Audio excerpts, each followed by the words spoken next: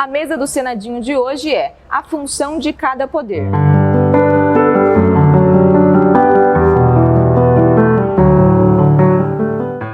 Estamos aqui novamente com o procurador jurídico da Câmara Municipal de Presidente Prudente, Dr. Fernando Monteiro. Doutor, no último episódio o senhor explicou como funciona o Estado brasileiro e a partir disso o senhor mencionou os 3 poderes e que quem administra é o Executivo. O senhor pode explicar um pouco mais para a gente qual que é o papel do Poder Executivo no Brasil?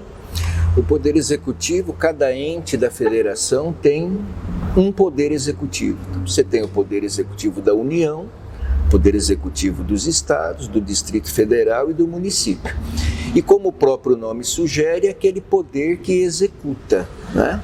Ele transforma aquela lei abstrata, genérica, dirigida a todos, em atos e fatos administrativos, tá? A ele incumbe planejar, pensar a gestão de políticas públicas, administrar, né, executar as leis votadas no parlamento. Doutor, um executivo pode mandar no outro? Não. Na verdade, há uma independência, né? Então, nós temos o Executivo da União, chefiado pelo Presidente da República, o Executivo dos Estados, chefiado pelos governadores, pelo governador, e o Executivo dos municípios, chefiados pelo prefeito. Tá?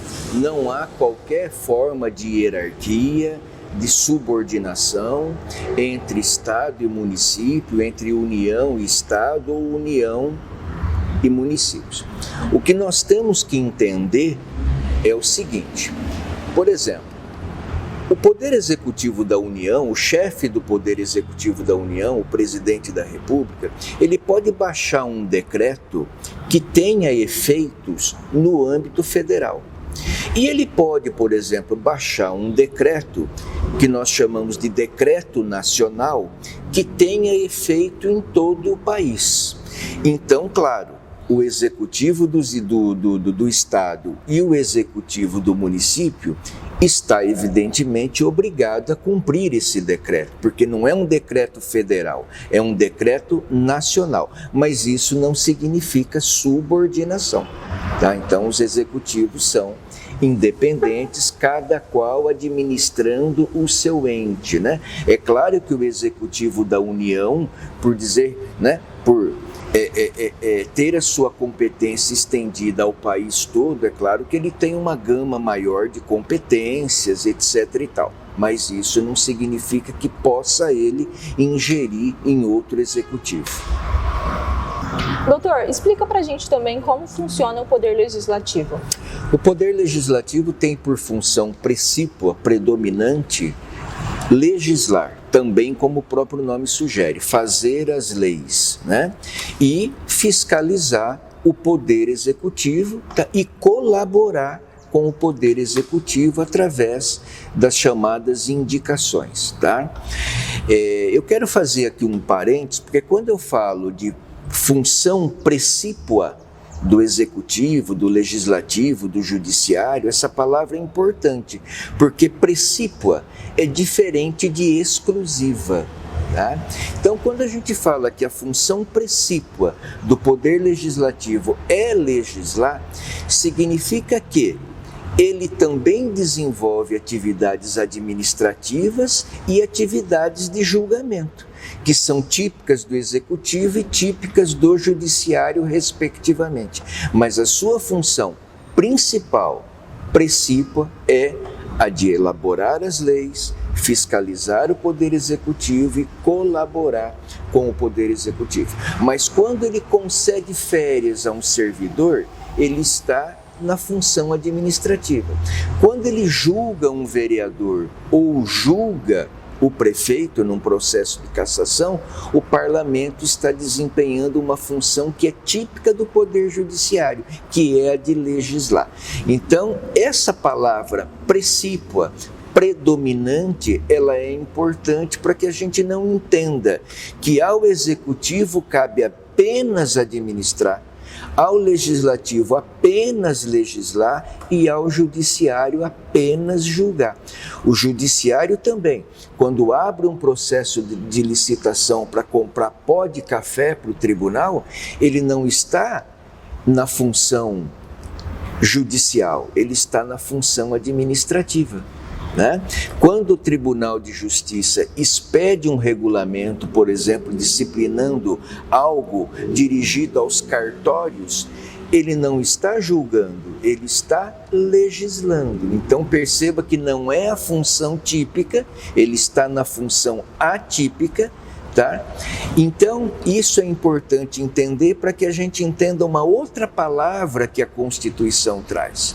Os poderes são independentes e harmônicos. A harmonia significa que cada poder desempenha atividades típicas e atividades atípicas. Isso significa harmonia, tá? Independência significa que um poder não pode interferir no outro.